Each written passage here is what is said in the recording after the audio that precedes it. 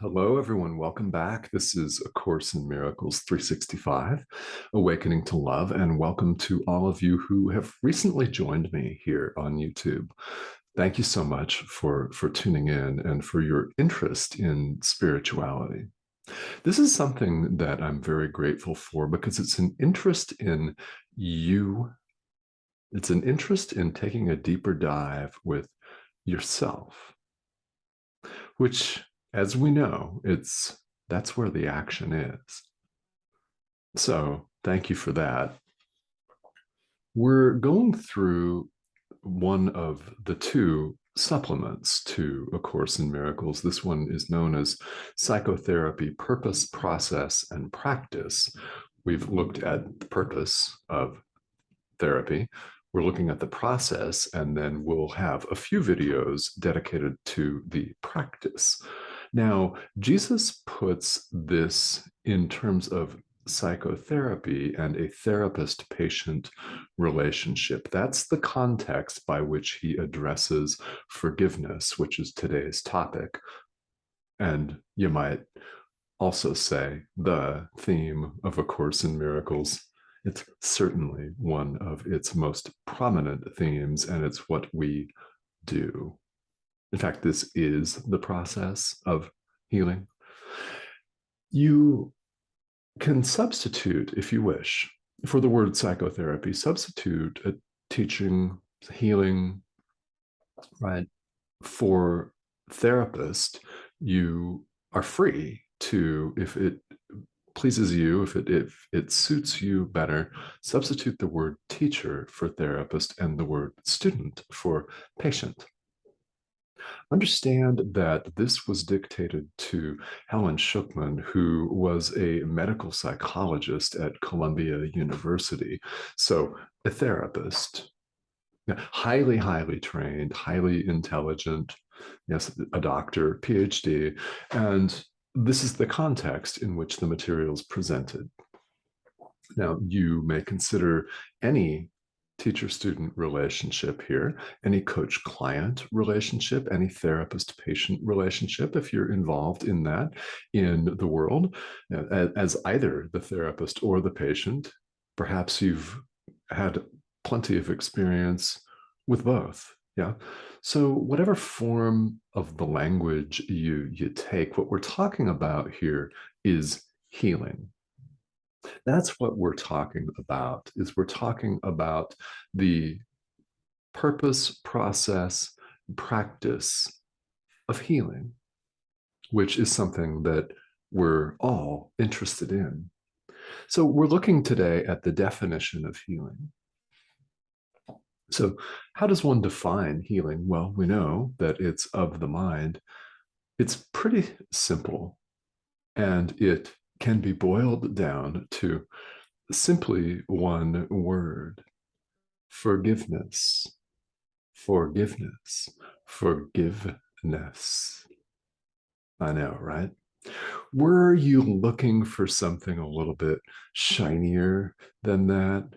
Maybe something sexier, shinier and sexier, richer, more influential, dresses better.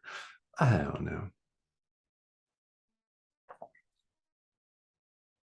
Healing is of the mind, so that is quite naturally where we go to work. In the very first paragraph here, and by the way, this in the psychotherapy supplement is section 2, the process of psychotherapy. It's part 6 here, the definition of healing. So in the very first paragraph, Jesus compares the way we go about life in the world, in the ego world, to a dirge, a lament, a sad ass song that we sing to ourselves.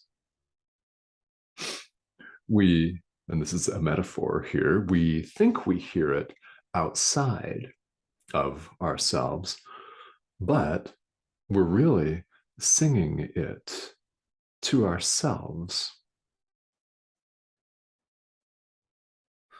in our own lack of forgiveness, and here Jesus calls it unforgiveness, which I'll use in this video. In our unforgiveness, we want to hide. That's where we think we can keep little pockets of hatred against a political party, against our ex. Those are just a couple of the most obvious examples. This is what we do. And in this process, we eat ourselves alive. Do we not? We go to town on ourselves psychologically, damaging and hurting ourselves, and nobody wants to feel the insane burden of guilt. So, what happens is we place it outside of us. We project, we blame other people, other political parties, our ex, for everything that ails us. And it's a dirge, a sad song, really full of sorrow and fear and resignation. That's what we sing to ourselves. It's a sad picture, isn't it? Isn't it? That's a sad picture. To hear this song is the very first step in our healing. It's the very first step in our recovery.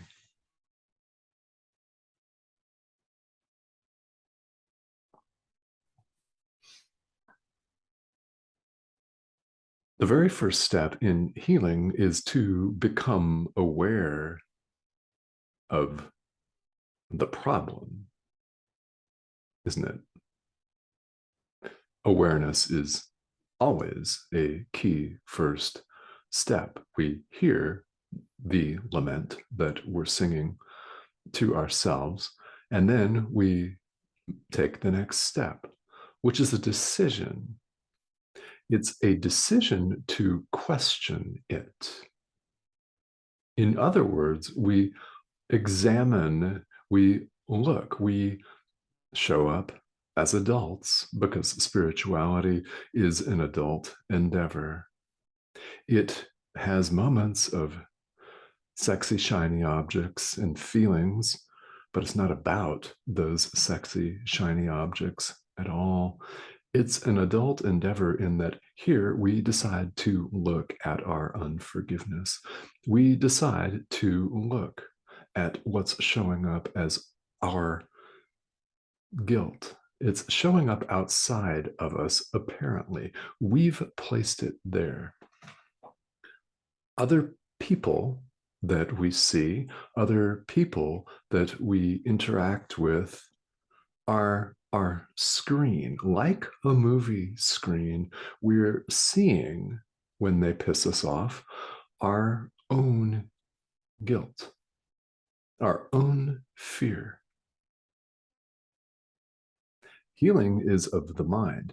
We can examine what appears to be outside of ourselves ad nauseum, and we do that in the world. We have multiple different endeavors and processes and degrees, don't we?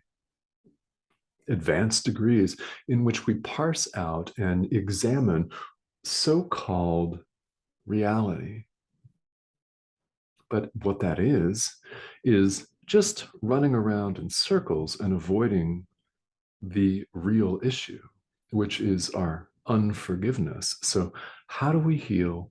Forgive. Everyone out there, supposedly out there, that causes you to feel annoyed, frustrated, guilty, sad, angry, hateful, resentful, spiteful, enraged. I mean, that list of adjectives can go on and on and on and on in any language, can't it? We've made up a lot of collections of sounds for guilt and fear. And really, fear is the basis on which all of these thoughts, they spring from there. They do. That's where they derive. Fear. So let's go through really quickly, because we're talking about the process and the definition of healing. It is forgiveness. So really quickly, this is a summary. There is plenty of additional information available in print, online, and on these videos, and any course teacher's videos, I would hope, I would think, right, about forgiveness as A Course in Miracles talks about it. A couple of people I would refer you to: Ken Wapnick, for starters. Ken Wapnick is the OG of course teachers. Hands down, hands down. He was there with Bill Thetford and Helen Schuckman at the beginning of the course when they were just beginning to make this public, and he taught extensively throughout his lifetime. He's somebody whose materials I would refer you to. Also, Gary Renard, the author of Disappearance of the Universe and other books, really good information about what forgiveness really is in A Course in Miracles and what it involves. So I would refer you to those two gentlemen for sure. And there may be countless others. If I'm leaving people out, it's because, well, I don't know. These two have influenced me tremendously. So I find myself going back to their teachings again and again. Why? Well, they don't compromise. The pure non-dual message of A Course in Miracles, the pure non-dual attitude or presentation, is presented by those two gentlemen in an uncompromising fashion. In other words, they refuse to add their own drama to it. They refuse to add their own beliefs or mix A Course in Miracles with other modalities. Now, you may choose to do that if you want, and nobody's going to stop you. These are just recommendations that I have. When you're wondering, and you must be wondering, because everybody that studies this wonders, what the hell do we mean by forgiveness according to the Course? I mean, what's that all about? What is that anyway? Because the world has a very different definition of forgiveness, doesn't it? We forgive people with strings attached. Take your mother. Let's use our moms as an example, shall we? My mom was a professional master at this. And of course, I resisted and called her on this, but forgiveness according to the world, forgiveness with strings attached. Yeah, I'll forgive you for what you did to me. Emphasis on did. I'll come back to that. But I forgive you for something you did or said or you didn't do, an omission. You didn't clean up the dog shit. Okay, I forgive you for that. But, right, emphasis on but, if you ever do that again, I will cancel your birthday. I will make your life a living hell. I will smear you on social media. Yeah, I'll sue you. All kinds of examples. My mom didn't threaten to sue me, but I did get some guilt trips. Does this sound familiar to anybody? This is forgiveness as the world sees it. So, what happens in this situation where somebody forgives, supposedly, with strings attached, forgives something that you did or said or didn't do, something in the world that they take as real? What happens is they may feel superior to you. You may feel awful, guilty. Okay? Yeah, inferior. Is that loving? No, it's not. It's a separation, isn't it? Because the person that has deigned to lean down and forgive you for your transgression, sin against them, holds it over you. You feel awful, possibly for years, because some people keep coming back to it again and again. That's forgiveness as the world sees it. Enter A Course in Miracles, very different. What we're doing when we're healing, forgiving as the practice, the definition of healing. What we're doing is we're forgiving our brother, other people, for what they did not do, and never did do. Wholly, completely different attitude. This is what we're encouraged to take a look at here in A Course in Miracles. Everything that we see outside of us is a reflection of what's going on in the mind. Healing properly and solely belongs in the level of the mind. The physical body may follow. Sure, other people may become nice to you. Of course, if you're forgiving and nice and loving, yeah, they're going to be inclined to be cool, more likely than not, right? But those supposedly exterior benefits are side benefits. Healing is of the mind. When you forgive, you release unconscious guilt that we carry around. We release both ourselves and the people or the person that we're forgiving. How do we do this, and how can I be so sure? Well, there is no separation of any kind. Start with that. In forgiveness, according to A Course in Miracles, we recognize that what's going on outside of us is our own projected fear. It's our own projected guilt. We recognize that. We forgive a person or a group of people or the world or space or time or anything for what it did not do to us. It never did this to us because the separation never occurred. What we're experiencing is just like a movie. It is a movie. And everything that we see apparently outside of us is the screen. When someone annoys us, we're seeing our own guilt.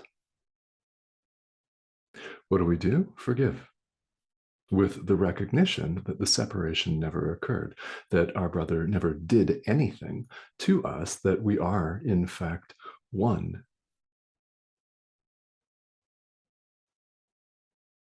Very, very powerful. This is what we supply. The Holy Spirit does the rest. When we come and approach it with this attitude, relaxing and trusting, then the Holy Spirit does clear up and heal that mass of unconscious guilt. We don't have to worry about it. Trust that it's being done. Now, when you engage in the process this way, what happens? Well, you're undoing the ego, aren't you? How can you not be? You're recognizing that there's never been any separation. There isn't now, and there's never been any separation of any kind. This is so powerful. It absolutely and completely changes the way everything appears to you. It does. Does it take time? Yeah. Yes. That's what time is for. Is this automatic? No, it's not, especially at first, until we learn it. So, what do we forgive? Anything that makes us feel badly, anything that makes us feel afraid or sad or lonely or depressed, angry, enraged, anything that's not joy and love. Now, we don't have to forgive a beautiful sunset, do we? We don't have to forgive a loving child who comes up and gives you a hug out of pure love and happiness to see you. We don't have to forgive the beach that's beautiful. We don't have to forgive a beautiful sunrise. Those things, the beauty that appears in the world, is symbolic of our own beauty, of our own limitlessness, of our own radiance and joy and love as Christ, the Son of God. We get glimpses, they're symbolic, they're appearing in the world apparently outside of us, but they're not. They're symbolic of love and limitlessness. There's no need to forgive what makes you feel joyful, but what makes you feel, well, I'm just going to say unjoyful, is the subject matter that appears on the screen for us to forgive. Forgive, forgive, forgive, heal, heal, heal. Rinse, repeat, rinse, repeat.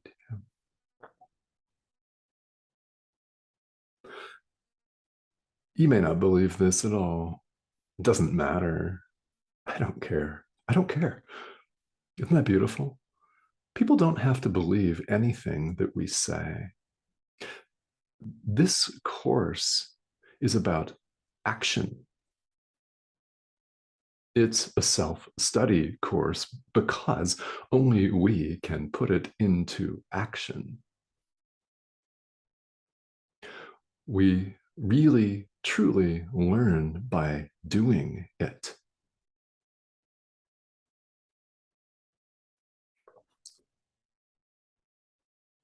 It's one thing to accumulate knowledge and an intellectual understanding. It's valuable, don't get me wrong. Don't get me wrong, but then one must act on that.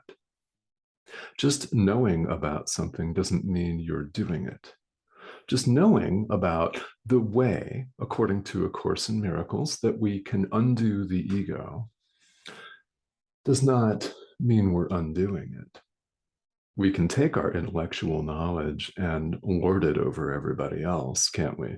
We can look and act all high and mighty and smug and cool, but where we really learn that this isn't just some drivel is in actually doing it. Now, let's all be honest. I invite you to be honest with yourself. Are you really doing it? Because just glancing around at the margins, we all know that's not really doing it. We're invited in A Course in Miracles time and again not to keep anything, any pocket of our existence and supposed worldly life here to ourselves. Give all of our experience over to our inner teacher. Don't keep special forms of hatred for that ex that may very well have mistreated you badly, for that other political party that passed some laws and policies that you vehemently disagree with and would never pass if you ran the zoo. So let's all recognize that it is a zoo, isn't it? No matter where you live.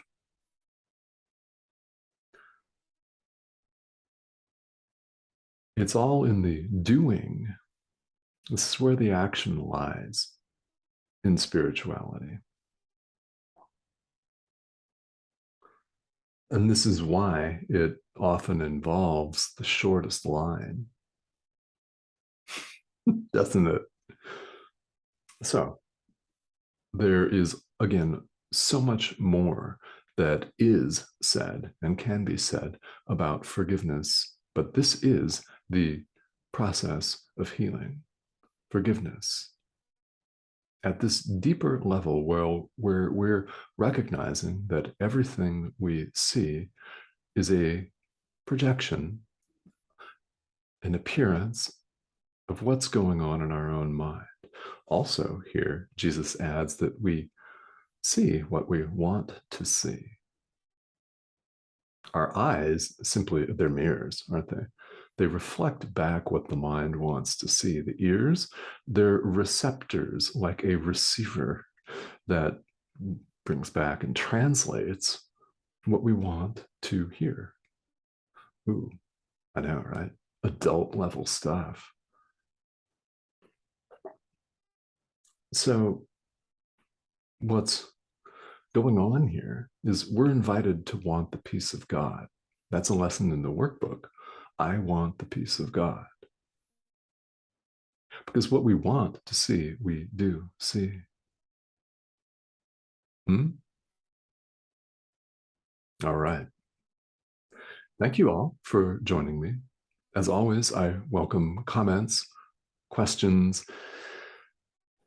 Yeah, it's beautiful. I aim to have some dialogue here. So please feel welcome to reach out. I will do my best to respond to comments as quickly as possible. Generally, that's within 24 to 48 hours. So if you've got a question, leave it here, and I will talk to you all very soon. Thank you.